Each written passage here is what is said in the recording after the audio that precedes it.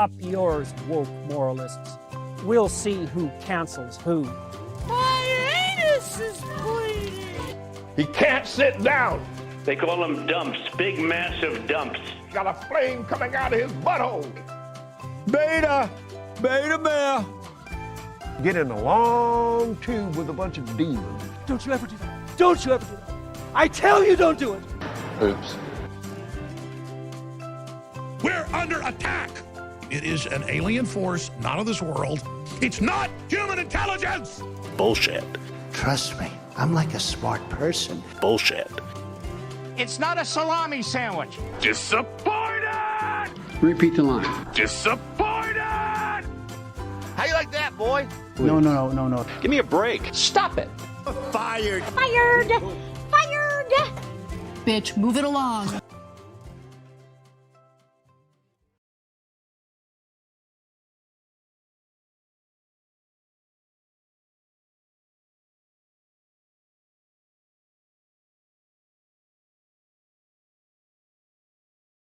Now witness the firepower of this fully armed and operational battle station. We'll do it live!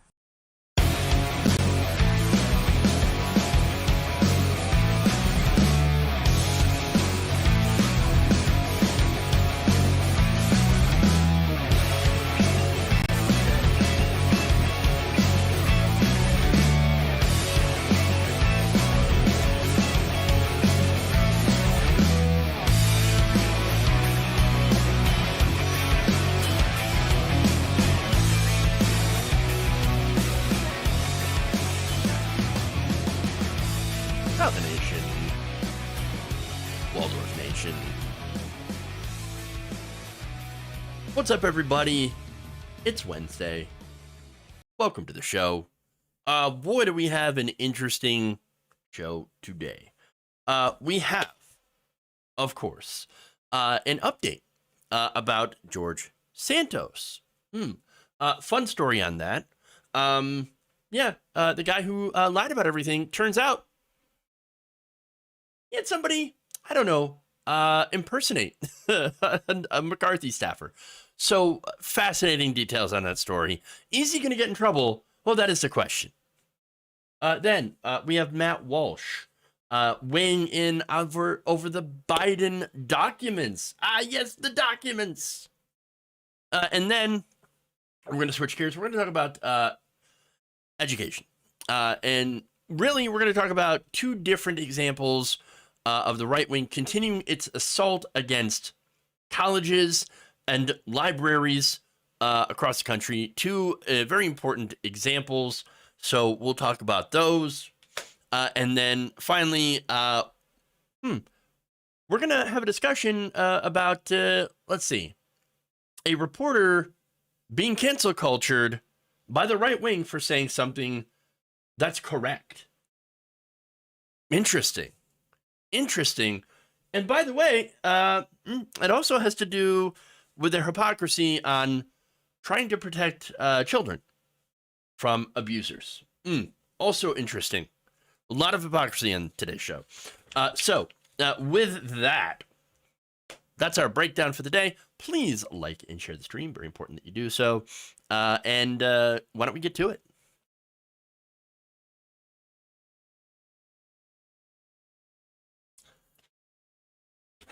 All right. Well, let's see.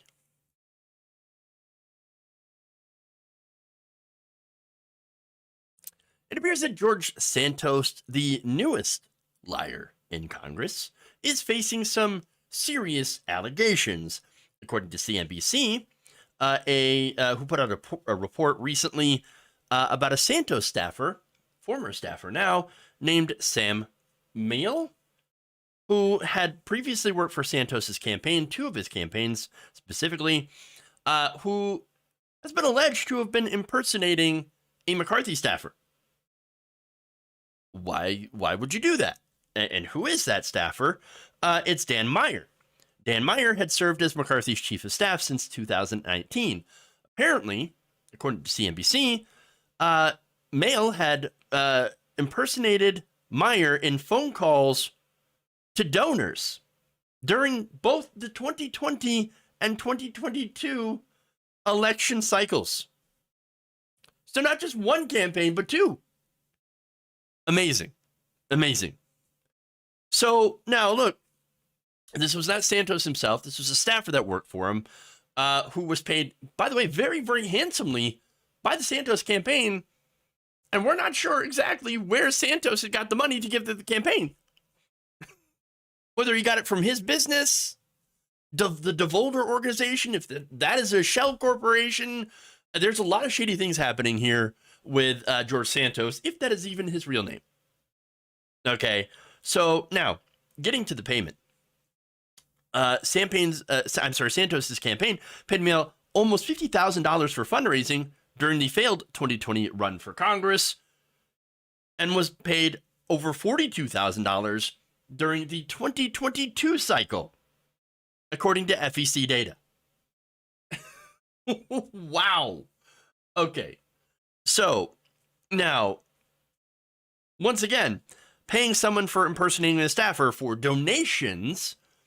Look, if you thought lying about your entire resume was bad, well, this would be far worse, because this could be criminal.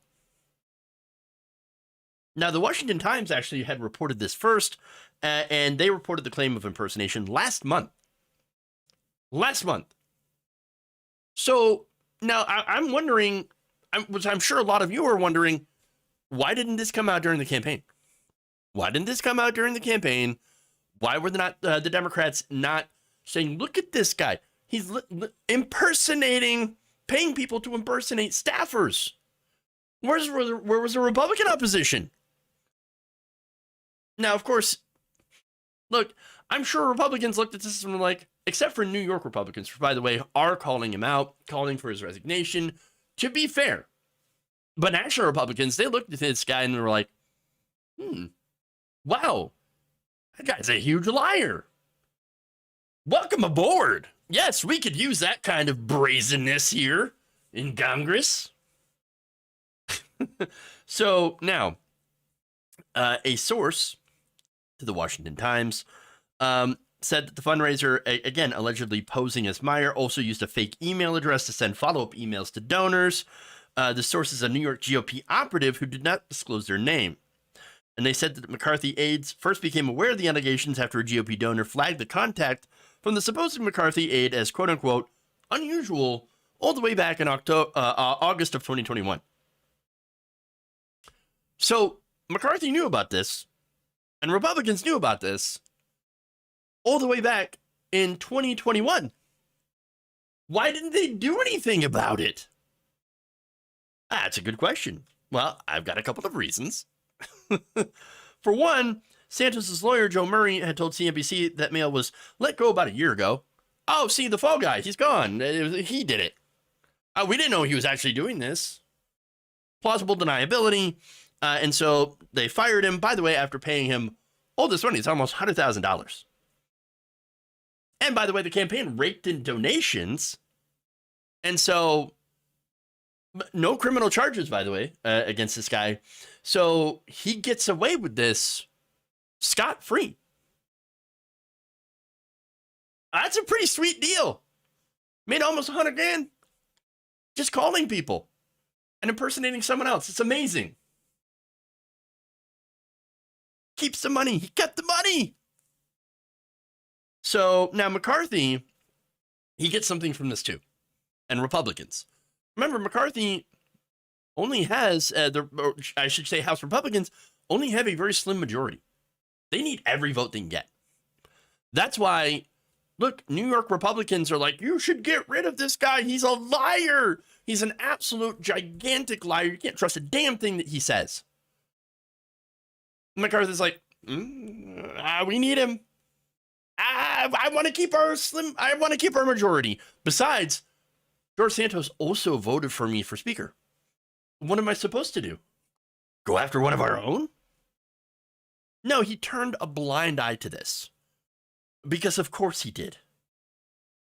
And so, Insider reported that End Citizens United, a left-leaning advocacy group, had filed complaints on Monday with the Office of Congressional Ethics, the Department of Justice, and the FEC. over these. That same day, American Bridge also filed a complaint with the OCE, arguing that Santos had falsified his financial disclosures. So these are very serious things, which is why it's a really good thing for him that the rules package McCarthy and Republicans just passed completely guts the ethics office. According to Insider, the new rules impose 8-year term limits for the Office of Congressional Ethics board members. That results in the immediate removal of 3 of the 4 Democrats on the board. Today, gone. But I'm sure that's just a coincidence, right? I mean, the removal of those, board members means that this Office of Congressional Ethics is now pretty much completely paralyzed. They can't do a damn thing. But again, super coincidence. How convenient. How convenient. You know what this is? It's corruption. That's what it is. And look, nobody's gonna be punished for it.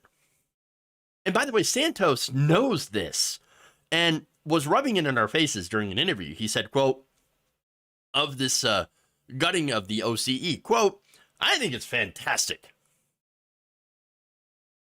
Well, you would say that. I'm getting rid of the ethics because I'm one of the most unethical people that have entered into Congress? Fantastic. I can do whatever I want now. I can get away with it. Because of course. And it looks like so far he might. Now that said, he's relatively new and doesn't have a whole lot of power. So why, again, is McCarthy defending him?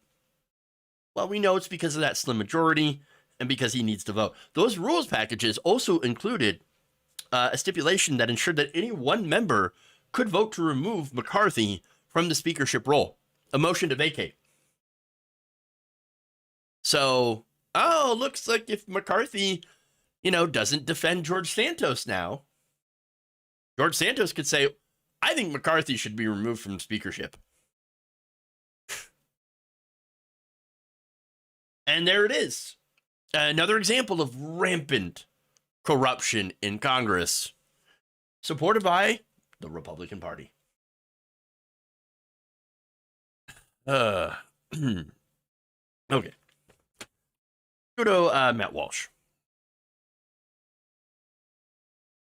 He's the most unethical person in Congress. That's saying a lot. It really is. It really is. Maybe he's not the most unethical, but it's the most blatant example of it. At least others tend to hide their corruption a little bit better. But he's just out there and he openly like, what are you talking about? Impersonation? No, ethics. No, it's great. It's great that it got gutted. Yeah, wonderful. Okay. Anyway, moving on to Matt Walsh.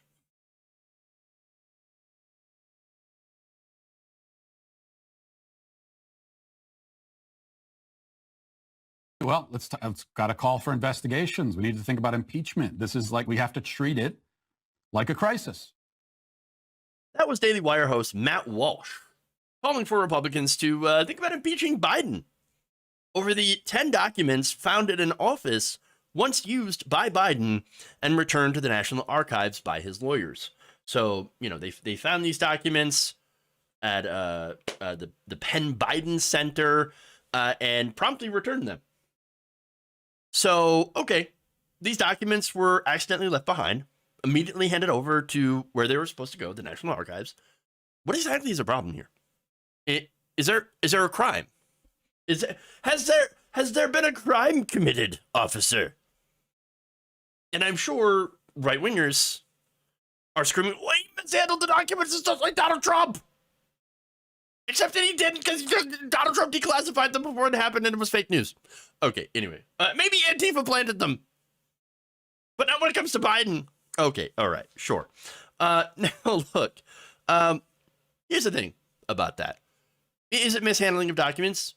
I guess by definition, yes. Maybe government officials might want to be more careful with those things. This happens a lot, honestly. And, yeah, I agree that they do need to be a little bit more careful. Now, of course, none of these 10 documents involve nuclear secrets.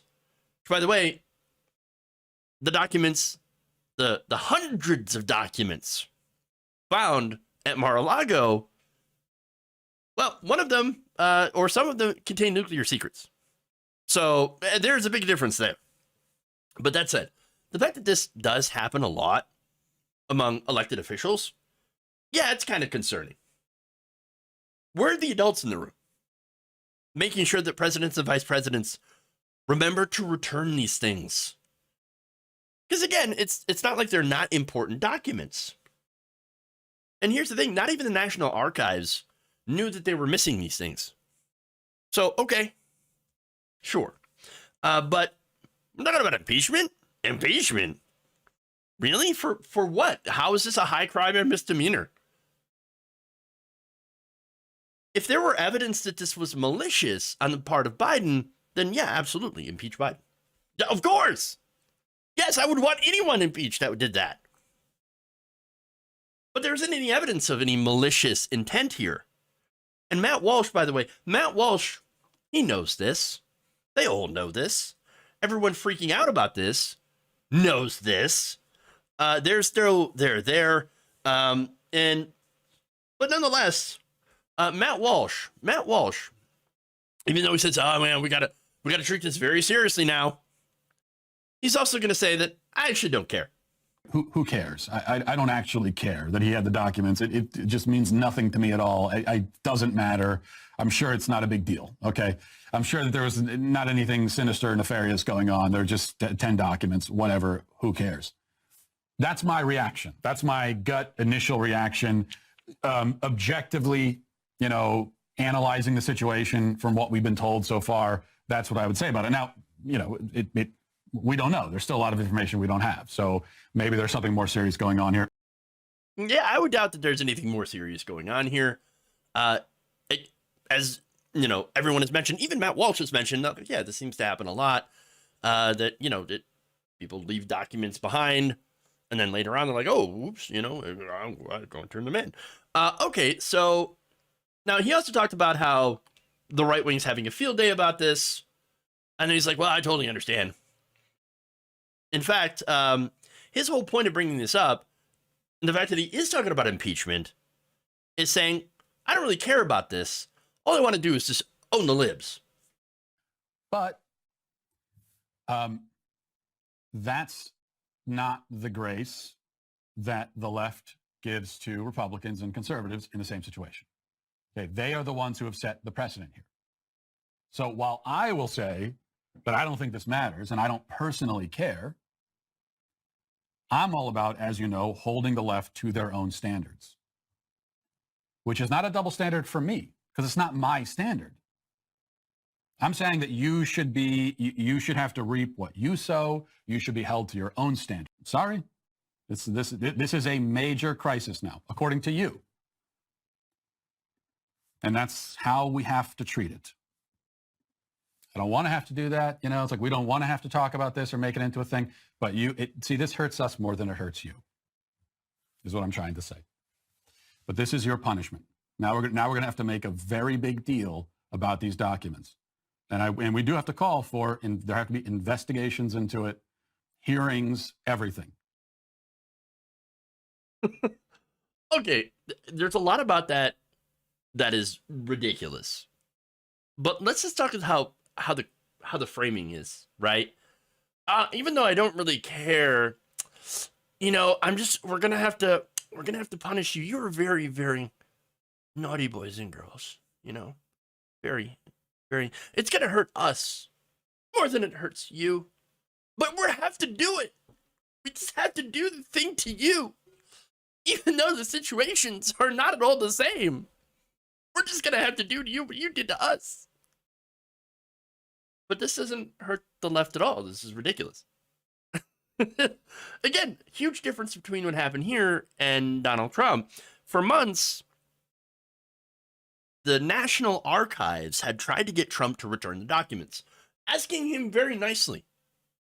Like, hey, you have documents that belong to the government. Please send them back as soon as you can.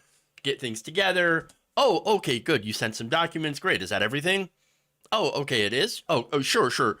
oh, wait, we're hearing that it actually isn't everything. Can you please send us everything else that you have? Be extra thorough this time. Don't worry. I mean, we would like to have them back, but, you know, take your time, do what you have to do, as long as we get the documents back at some point.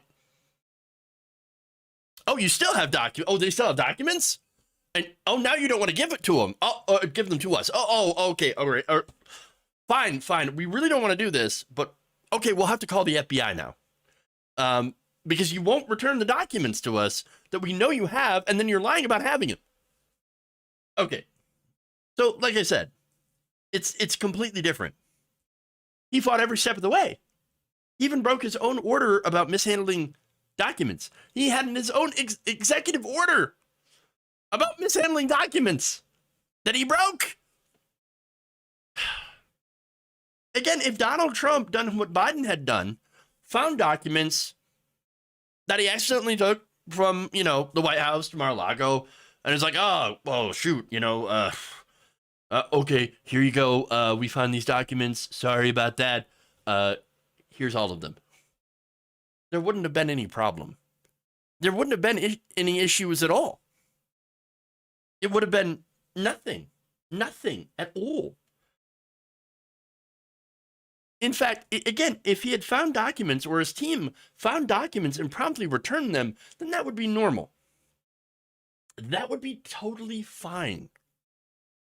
But he didn't, and it makes you wonder why.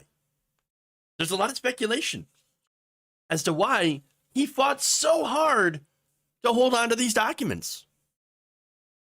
The way he handled himself, even if it wasn't malicious, makes you believe that, what if it was? What if you did want to sell them? Again, compared to Biden, whose lawyers were cleaning out a space that he had been at once and was like, oh crap. Oops, our bad. Here you go. We got 10 documents. We found these. You better take them. You better take them back. We forgot that we had these whole things. You know, sorry about that. Now, if Biden acted like Trump, then yes, I'll be like, oh, there's something going on here and I don't like it. Maybe we should do an investigation, but there's not. Comparing these two things is, again, there's really no good comparison here. The entire situation and the reaction is different. They found hundreds of documents at Mar-a-Lago. The FBI was forced to raid for those documents because he refused to turn them over. Biden had 10. Immediately return. Every department notified that they had the documents and then returned them. They're only the same if you're an idiot or you're petty. And again, when it comes to Matt Walsh, in this case, he's obviously not being stupid because he knows the facts and he knows what's going on, but he's just taking the opportunity to be deeply petty and say, oh, wow, we're just going to do it to you, you know, because we thought, how unfair that you tried to do this to us for a completely different circumstance. Now we're going to give you a taste of your own medicine. How do you like that?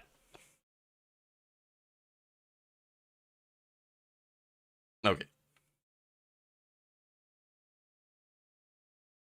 Why did the National Archives miss them for 6 years? I can't answer that question.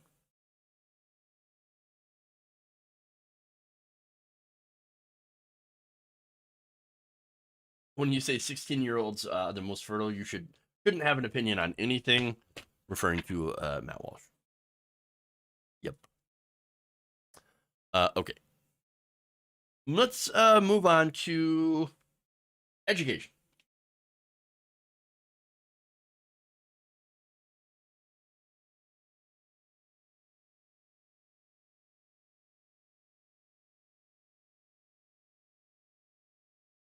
A historic liberal arts college in Florida is the focus of an assault by Governor Ron DeSantis. Now, Florida, look, it's been a huge battleground. There's lots of culture war stuff going on in Florida. Ron DeSantis, of course, started that when he was elected and then reelected as a result of pushing these culture war fights and not actually doing anything for average people in the state of Florida. Just, again, banning critical race theory, going after, LGBTQ teachers, trans people, etc. So now he's going after education, and he's been doing that for quite some time. There was the whole Stop Woke Act, and as a result of some of the changes of that, we've seen again a huge focus on getting rid of teachers and making sure that there are subjects that teachers are no longer allowed to teach, not only in public schools, but now in colleges as well. And so the most recent attack against colleges came in the form of new school board trustees that were appointed. In fact, DeSantis had recently appointed 6 new school board trustees, including right-wingers Christopher Rufo, Charles Kessler, and Matt Spalding. So Rufo, of course, is pretty well known for being the guy who led the charge against critical race theory. But you also have Kessler as a senior fellow at the Claremont Institute, which is a far-right think tank. And then Spalding is a professor of government at Michigan's Hillsdale College. That is a deeply conservative private Christian school. And so as soon as they were appointed, they went to work pushing their own agenda. Now, what is that agenda? Well, they spell it out. In a tweet, Rufo said that the group will now seek to create a new core curriculum, which abolishes diversity, equity, and inclusion. Hey, everybody, we're against diversity, equity, and inclusion. Let's get rid of that. And they wanted to replace it with equality, merit, and colorblindness.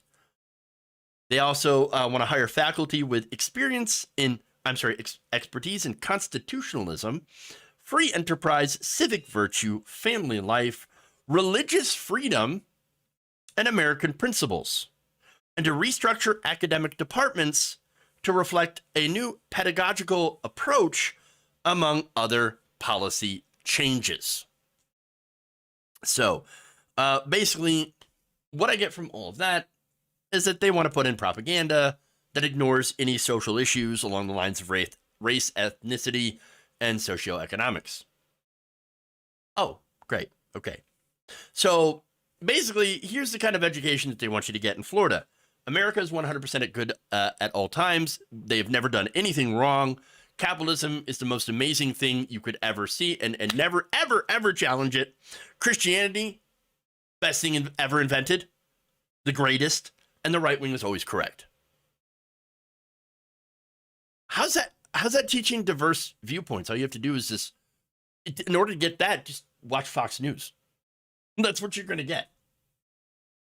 So look, and by the way, the other things that they teach will likely be, hey, if you're struggling in life, it's not because of any disadvantage that you might have because of your socioeconomic upbringing in relation to the color of your skin, for example. No. It's just because you didn't work hard enough. And you didn't pray enough. That's what you weren't Jesus-y enough. You haven't found Jesus. Go grab a Bible, get a job, and do everything your boss tells you to do. Be a good little, worker and make money for your capitalist bosses. That's it. That's Republican higher education for you. That's what they want.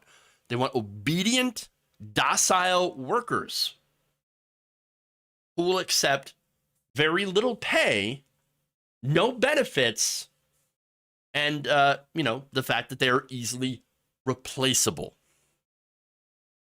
That's what they want. So now, in an interview with the New York Times on Friday, Rufo had written, quote, under the leadership of Governor Ron DeSantis, our all-store board will demonstrate that the public universities, which have been corrupted by woke nihilism. That's right. It's the wokes. The wokers. That's what's ruining this country is the wokeisms in the school. But says that this can be recaptured, restructured, and reformed. Adding that he hopes the takeover will spur conservative state legislators to, quote, reconquer public institutions all over the United States. Now, look, I try not to read too much into the language that's being used here, but when Rufo uses the word conquer, I mean, that implies takeover by force. I don't think that word choice is accidental. Okay? So, look, you can understand what the goal is here. The goal is to propagandize education. To do what they've accused liberals, the left, of doing, which is indoctrinating children. Which is funny because that so-called indoctrination is just teaching people other perspectives and facts. Yeah, but okay. All right. So now look, the reason that, of course, they're doing this, or they're really, really focusing on education, is because they've already lost Gen Z, they've lost millennials, and now they're looking to get the younger generation. Okay. And by the way, they think that education is making people progressive. I would argue that that's not the entirety of it. Yeah, I mean, obviously, facts and education do help in opening people's worldview and challenging like older ideas or conservative ideas or classic ideas, whatever, right? But I also think that it's important to take a look at what's going on or what's been going on for the past couple of decades. The reality of living through decades of disaster capitalism, where rich people have gotten richer, poor people have gotten poorer. The rest of us, we can't afford rent. People, especially younger people that are growing up today, they're facing unprecedented economic crises. I mean, millennials and Gen Z, we're generations that are now doing worse than our parents did at the same time in our lives. So, I mean, when you look at that, when you look at how everything is so incredibly effed up, you might think, maybe the status quo, maybe what's going on here with our economic system is not good. It's not working for us. And by the way, again, millennials and Gen Z, especially Gen Z, they're growing up at a time where the right is continuing to fight endless culture wars against transgender people who are our friends, neighbors, sons, daughters, even parents. Against gay people, against reproductive rights, against things that we've had for decades. And while they're fighting the culture wars, you have millions of people that don't have health care or child care. You have rail workers that don't have sick days. And yet, they really believe that, oh, no, it's not any of that. It's the blue-haired professors. That's what, they're causing the younger generation to be woke. The wokers. That's what's going on. Yes. No, all you have to do is look at how everything is going on, what's going on, and look at the results. You've got neoliberal economic policies, corporate corruption, and nonstop culture wars. Politicians aren't solving problems because they're too busy fighting the culture wars. You think that the Republicans are actually going to do something to help average people? They just passed their first bill was to help tax cheats. People making over $400,000 a year, to make sure that the IRS does not audit those people. Are you kidding me? No, they don't want to help you. Now, look, the other thing is, yes, they don't want to help you. And then they also want to hide what they're doing. They want to make it so that you don't know what's going on, to hide knowledge from people, to hide history, to hide other points of view that do not look favorably on the conservative worldview. They don't want to, people to know that they were on the wrong side of things like civil rights and labor struggles, or just science in general. That's what's going on here. Again, going back to DeSantis and his Stop Woke Act, it was designed on purpose to ignore these very important American struggles in history. Now, that said, it is having a huge impact here. Last week, ProPublica's Dan Goldman reported that Florida professors had ended up canceling courses or watering down their content in response to DeSantis's legislation. Multiple sociology courses on race were canceled at the University of Central Florida. Of the 39 courses offered this past fall by a department that specializes in the study of human society, Golden reports, none focused primarily on race. And so understand what that is. That's censorship. They are censoring this point of view. They are censoring this information because they don't agree with it. Whether or not, they know it's true, and they do know it's true. And that's the reason, by the way, that they go after it so hard. They wouldn't be threatened by this if there wasn't truth in it. In the New Republic, Jack McCordick writes this: Rufo has relentlessly pursued a series of, quote, educational gag orders. Talking about censorship here. In a number of states that have sought to prevent professors from discussing certain topics related to race, gender, and sexuality. Yeah. And then, it's not just Rufo, but you have his friends as well. Kessler and Spalding, from Claremont and Hillsdale, respectively. Now, the think tank that Kessler is from, as well as the Christian University that Spalding is from, were home to some of the country's most notorious coup plotters and insurrectionists, he writes. And since they had glommed onto Trump, they have backed away because Trump is a man baby who just keeps crying about 2020. And basically they believe that he has no future in Republican politics. Well, we'll have to see. But they have sidled up to DeSantis. Claremont recently gave DeSantis, I'm sorry, not recently, in 2021, gave DeSantis its Statesmanship Award. And Hillsdale president introduced the Florida governor as one of the most important people living during a 2022 event in Naples. Hillsdale has also taken an active role in DeSantis' efforts to transform the state's educational system into one that is, well, not very educational. Spalding and Kessler also served on Donald Trump's 1776 commission, which in its so-called report called for, quote, restoring patriotic education. So, patriotic education, I guess also known as propaganda. No, that's essentially what it is. And look, every country has done propaganda. The United States did tons of propaganda during World War II, for example. And it's to, encourage people to support the war effort and all that and fight against the Nazis, right? Every country does propaganda. It basically is, hey, we're the good guys. We look good. Here's why you should support us. This is to keep morale up, right? So now, like I said, this is patriotic education. This is another form of propaganda. In this case, teaching college kids that the United States, in everything that they've ever done, has been correct, and especially those who are the white leaders of the United States. I think it's very important to point that out.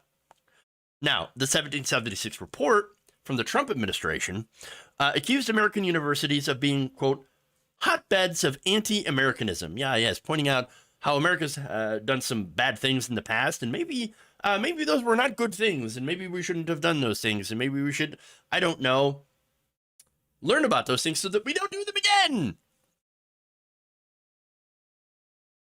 That would be a good thing to do, but they disagree.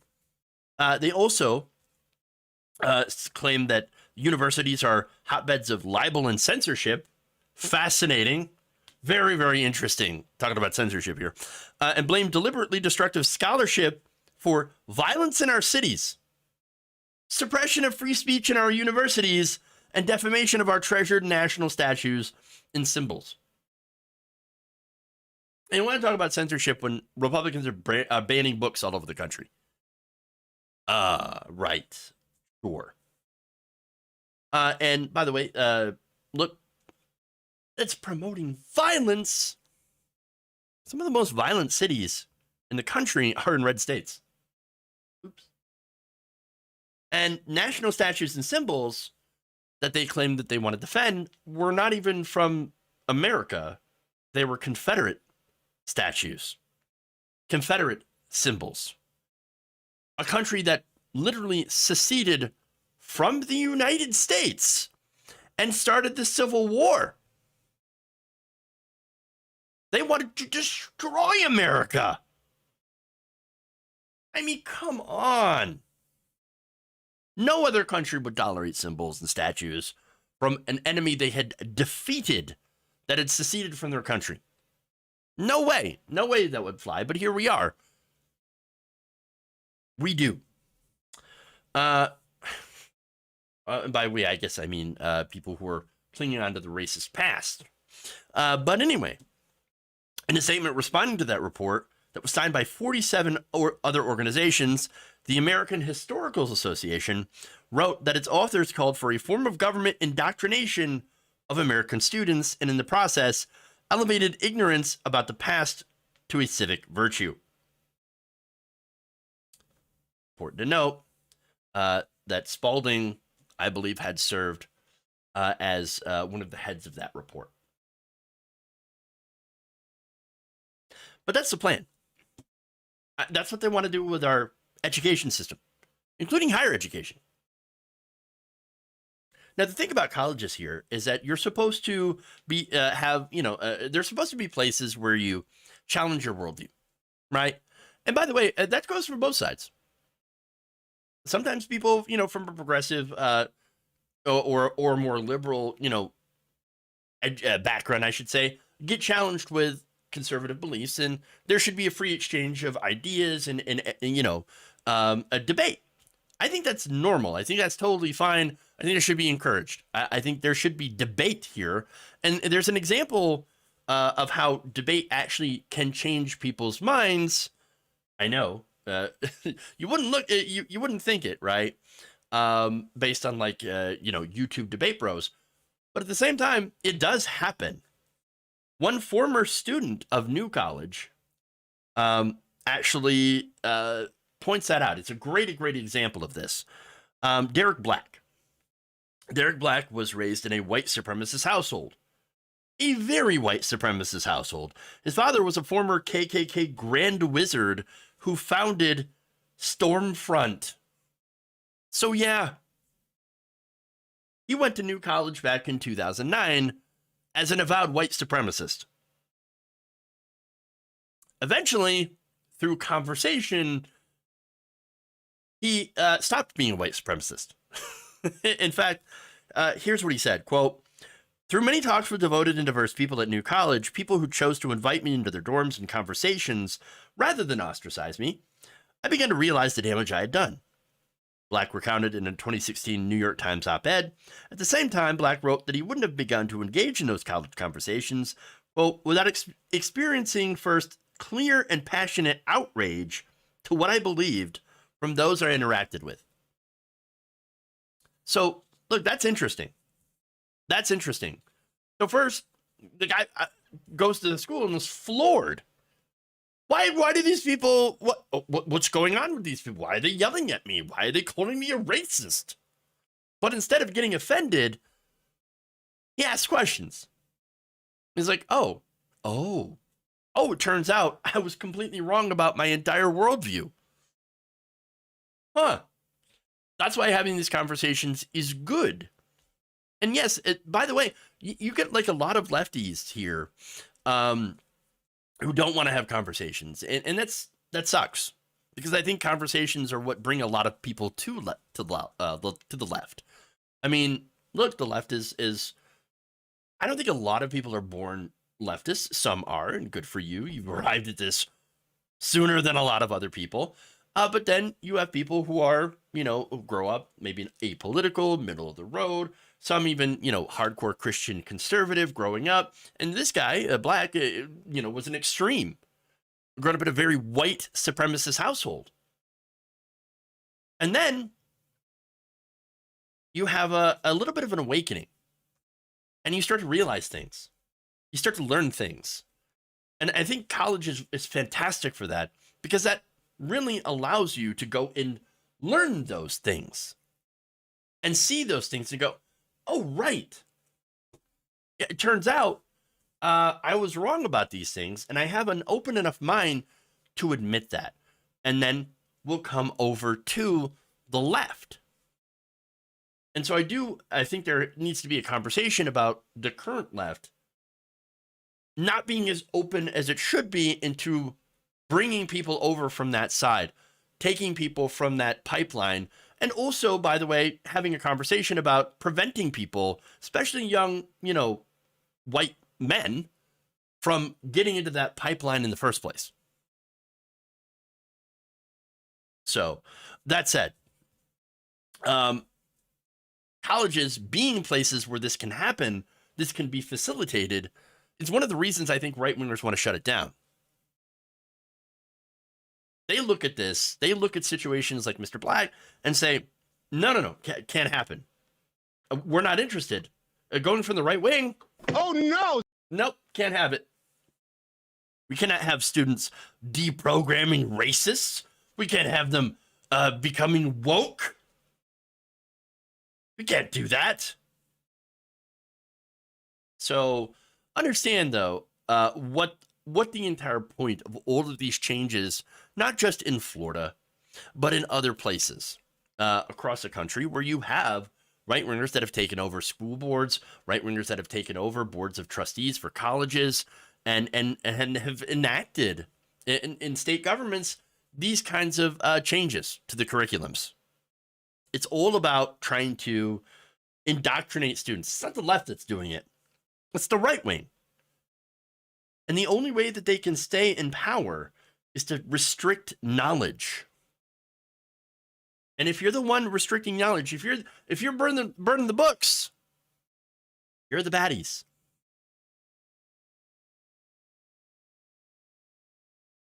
Okay. Speaking of books, let's go to libraries.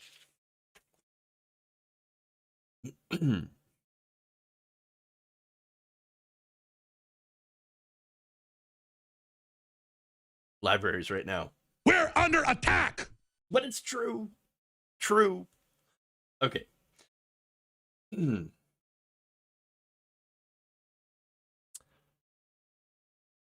the successful takeover of many school boards across the country, conservative groups are now looking to replicate that success in public libraries. Now, the group Moms for Libraries, which is an offshoot of Moms for Liberty, they have geared up to take advantage of the recent rash of book bannings by conservative politicians and conservative school boards to replace them with books that promote their own worldview. So now they're doing it in what seems to be at first an innocuous way, saying, "Oh, no, we're donating these books to our local libraries, because there are these libraries that just kids aren't reading enough nowadays, and we really need to get them back into the reading spirit. So here's this book, kissing Elon Musk's ass."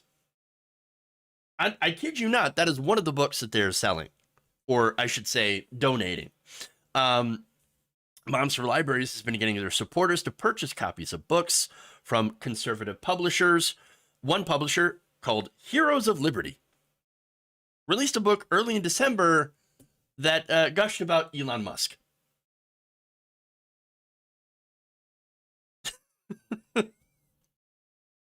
I'd say, thank God for Elon Musk, because he loves freedom and liberty so much. Cringe. Moms for Libraries said in January that it would be distributing the book to students across the U.S. Now, look, I don't care. It's a goofy book, right? Do I think it should be banned from libraries? No. Again, it's goofy. Like 12 people are going to read it across the entire country. Elon Musk, still a dork, but not in a good way. And so I don't think anybody's really impressed with him anymore. Although maybe you still have to be like 13 and very ignorant of the world to be impressed by Elon Musk. Or like super, super into Dogecoin. That's it. Hey, you know what? You love Elon Musk? Go ahead. Have fun. It's like your opinion, man. But the issue here is libraries banning other books and then replacing those books that often deal with, racism, LGBTQIA themes, and other important themes like coming of age, for example, replacing those books with Elon Musk. It seems a little ridiculous to me. All right. And that's my problem. Conservative books. Okay. You want to write a conservative book from your perspective, and you want it to be put in a library. I don't care. That's what libraries are for. They're for books. Fine. I don't see anything objectionable to that. I would tend to put most of those conservative books in fiction in that section. But again, to be clear, not in favor of banning books. The people who ban the books the most, right-wingers. Now, that said, sometimes libs do it too. For example, trying to ban books that have certain offensive words in it because, well, they don't fit the times anymore. They said these things, these words, and they were fine back in those days, but our modern sensibilities can't handle it anymore. No, just let them in the library. It's fine. It's fine. Let's not ban the books, okay? Let's not ban the books. But understand that is not the same as what the right wing's been doing. The right wing has been doing moral panics. Tons of moral panics. The latest about drag queens. Drag queen story out. Okay? That's what's going on. And so they get into power using moral panics. Another good example here is, remember the lie about cat boxes in schools for furries. Oh yeah, the students identify themselves as cats, and it's obviously why. These teachers are going too far by putting litter boxes in the classroom so they can use. Not true at all. Not true at all. Never happened. It's just completely false. Never happened at all. Doesn't matter. It even got on Joe Rogan's show, where he's like, "Oh yeah, did you hear about those cat boxes in the classrooms?" Later on, he had to apologize for that. So no, it's ridiculous, right? And it's a good example of coming up with these weirdo moral panics in order to get yourself into power. And that's what happened all over the country with all these school boards.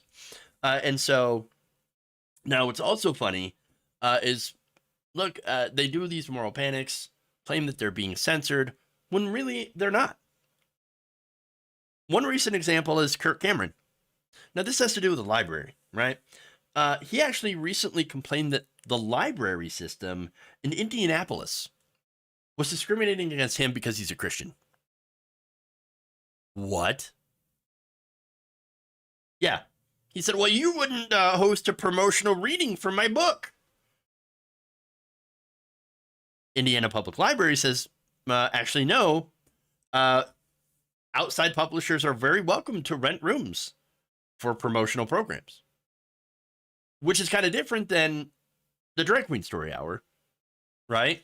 But still, you can rent a room from an outside group, right? If you're an outside publisher and you want to do your book thing, just rent a room. Turns out Brave Books had already rented a room for the event, and the event happened. There was no discrimination against, Kirk Cameron, or especially against Christianity. But Cameron created a fake outrage about being discriminated against, which, again, he wasn't. And then afterwards, when he had done his event, he then did a victory lap saying, I beat the censorship. I beat the discrimination. Look at me. It's ridiculous. But for people like Kirk Cameron, it's as much of a personal branding exercise than it is, about preventing the spread of knowledge. Both things, though, are on their radar. They don't want people to have different points of view. They don't, want other people to learn about other things that are contrary to their point of view. That's why they claim discrimination, so they can discriminate. So, no, but here's the thing. When people do not have access to knowledge, real information, or, have been, I should say when they don't have access to knowledge and real information, you have two things that take its place: propaganda and religious indoctrination, otherwise known as Christian nationalism. There is a reason that in the old days, the elites and the clergy were the only ones allowed to read. There's a reason that right-wing governments burn the books. There's a reason that they all hide behind the children in order to get away with burning and banning the books. We're just here to protect the kids. We're protecting the kids from indoctrination and propaganda. No, true knowledge is power, and the far right does not want to share that power. It is antithetical to their aims.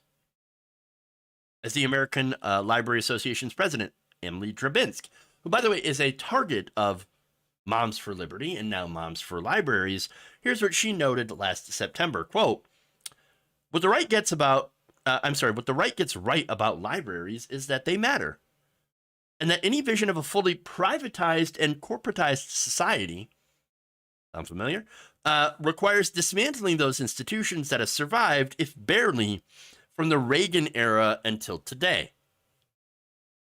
She's 100% right. Again, those who fail to learn history are doomed to repeat it, which is why we need to absolutely defend our public places of learning and the knowledge and viewpoints that they contain. If we lose that, well then, if we lose, fascism wins. It's as simple as that.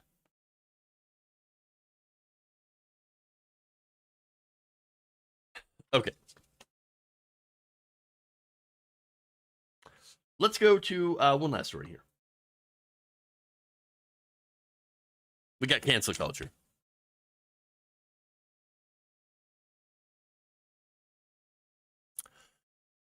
The outlet Politico has fired cybersecurity reporter Eric Geller after he tweeted about the late Pope Benedict.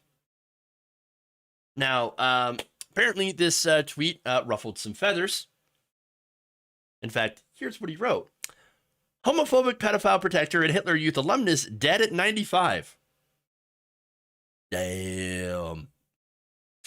And now he shared a link to the news report on Pope Benedict's death on December 31st. All right, so brutal. I love it. But apparently a lot of people did not. There were people that were very, very mad about this.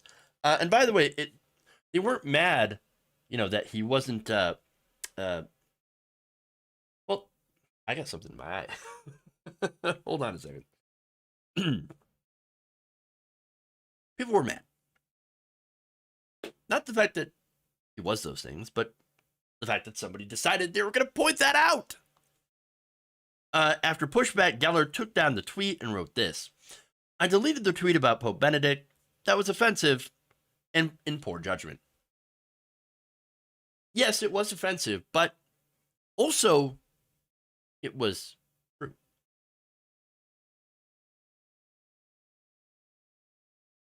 You shouldn't have deleted the tweet. That was your first mistake. But anyway, instead of, being offended at the fact that the Pope absolutely did defend pedophiles, I've got details on that, right-wingers decided to do cancel culture. Mary Margaret Olahan, senior reporter for the Heritage Foundation's Daily Signal, replied to this tweet saying, Politico, come get your reporter. Nathan Brand, communications director for the Republican Party, tagged Politico's vice president of marketing and communications, Brad Dayspring, asked him this, quote, does this conduct cross any lines at Politico? How dare you point out things that are true? Do you have no shame, sir? Do you have no shame? The sad thing is that it worked. Dayspring replied, yes, this tweet, the tweet is a clear violation of our social media policy and was both inaccurate and offensive. Well, now hold on. I agree that it is offensive. Good. I liked the offensiveness of it. But inaccuracy? Oh, now I'm offended at that because there was nothing in there that wasn't accurate. In fact, look, he was a Hitler Youth alumnus. Now he says later on, oh, I was forced into it. Oh, okay. Yeah, and that makes it better. Sure. And look, he also protected pedophile priests. Here's an example. Germany's Munich diocese had faulted retired Pope Benedict XVI's handling of 4 cases when he was archbishop back in the 70s and 80s. In a total of 4 cases, we came to the conclusion that the then Archbishop Cardinal Ratzinger can be accused of misconduct, said one of the report's authors, Martin Pusch. 2 of those cases involved perpetrators who offended while he was in office and were punished by the judicial system, but were still kept in pastoral work without express limits on what they were allowed to do. Oh, you were punished for, abusing children. Well, come on back to work. Oh, no, are we going to watch you to make sure to protect children from you? No, come back to work. You're fine. You're fine. A third case, a cleric who had been convicted by a court outside of Germany, was then put into service in the Munich archdiocese, and and the circumstances speak for Ratzinger having known about the priest's previous history, you said. So that's 3 of the 4 cases. Now, as for homophobia, I mean, I think it's pretty obvious. Benedict had called being gay a, quote, intrinsic moral evil.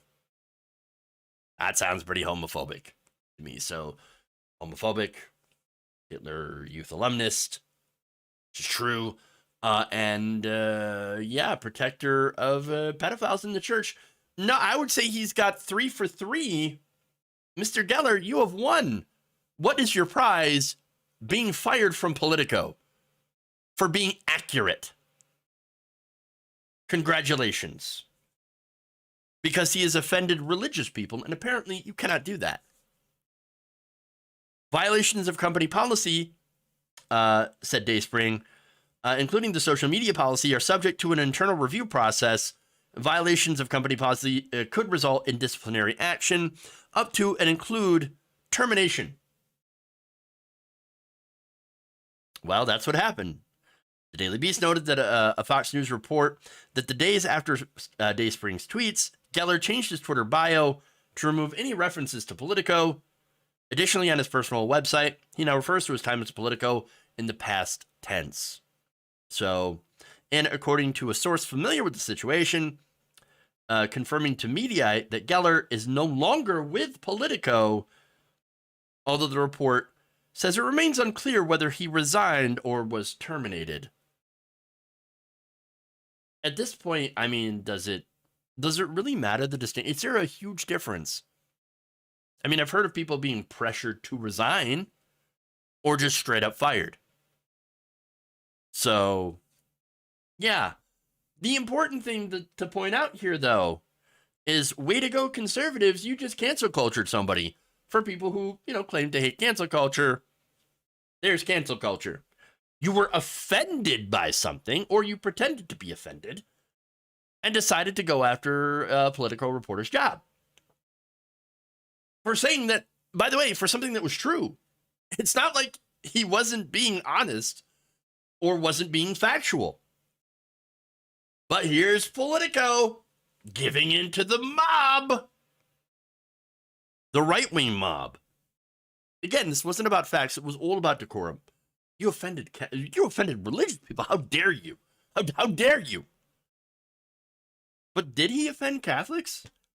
Maybe some of them, but honestly, if I were a Catholic, I'm not a religious person. I'm an atheist, but I would be more offended about the Pope hiding sexual abuse, and then that being covered up and not being mentioned at all. And look, some of them are. In fact, people have been leaving the church. I mean, people were leaving the church beforehand, but the string of sexual abuse scandals have been, accelerating that. And in fact, according to a 2019 Gallup survey, it's the most recent survey of this, so the numbers have probably changed since then. 31%, only 31% of Catholics rated the clergy as being highly honest. 31%. That's down from 49% in just 2 years. A full 44% of Catholics also only reported being confident in organized religion. Only 44%. So, look, these scandals have shaken their faith in the institution and the leaders of that institution, while not necessarily shaking their faith in the actual religion itself. So, I think not trusting institutions is a good thing, especially these institutions that have, absolute power. People are coming to the realization that there is a major problem with these institutions, religious institutions specifically. They're very easily corrupted, and it's because the more power you place in an individual, the more they're able to abuse that power without any kind of oversight or anyone preventing them from doing so.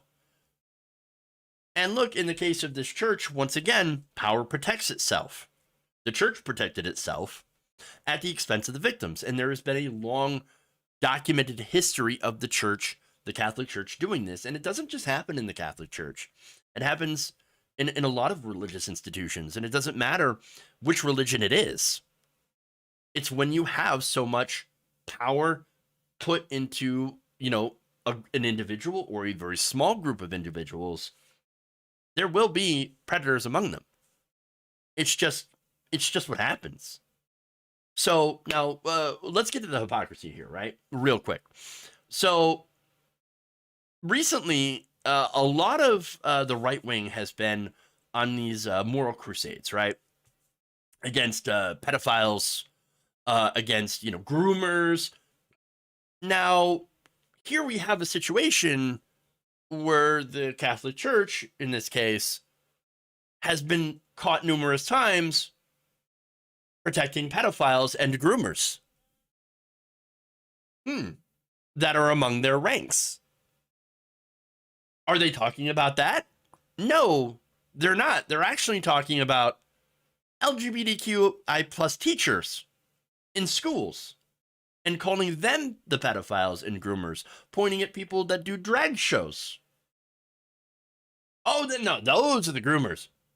While you're ignoring the actual pedophiles in the churches. And, by the way, getting reporters fired for pointing it out. They don't actually care at all. All they did is they saw a reporter from an outlet they considered to be liberal and decided, hey, we're offended. Let's do cancel culture. And there it is.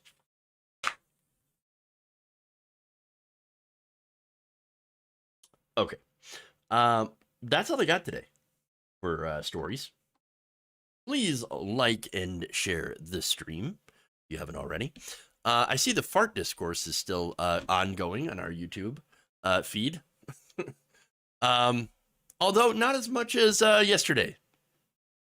So don't think I'm not watching you, chat. I see you. I see you. My screen's over here. Oh, you see what's happening. Okay. Anyway, Koru, thank you for gifting a tier 1 membership. I don't know if there's tiers on YouTube, but thank you for gifting a one membership. That's what I meant. Gabby Mathis, thanks for the very kind $2 and $3, which is $5. I can do math. Okay, anyway, I should have just said $5. But anyway, thank you. I appreciate that. Let's go over here to Twitch. Thank you, Rover Sarah Beth, for gifting 1 tier 1 community sub. Appreciate that. Okay, I hear Santos is being asked to resign. Yeah, by the New York GOP, but he's not going to do so. And the National Republican Party is either silent on it, because here you have McCarthy that, first got his vote for speakership, and any one member can remove McCarthy from the speakership position, and also they got rid of ethics in their most recent rules package, gutting the office, the Congressional Ethics Office. So he's not stepping down. Not going to happen. Unfortunately. And they're going to protect him, guaranteed. I would be very, very surprised if George Santos is forced to resign by Republican leadership. Okay, anyway. So, with that said, thank you all. Please like and share the stream. And Twitch community, I'm not a Pac-Man raid in a while. I might as well do that. Fun times. For everyone else, thank you all. Love you. And remember, change begins with you. Good night, nation. See you back here tomorrow for another great show.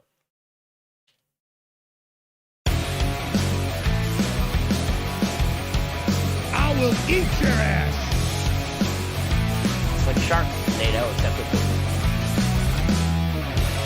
sound wax.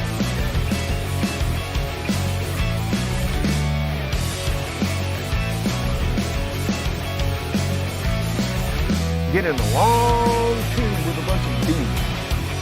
No. There's no ice cream in hell.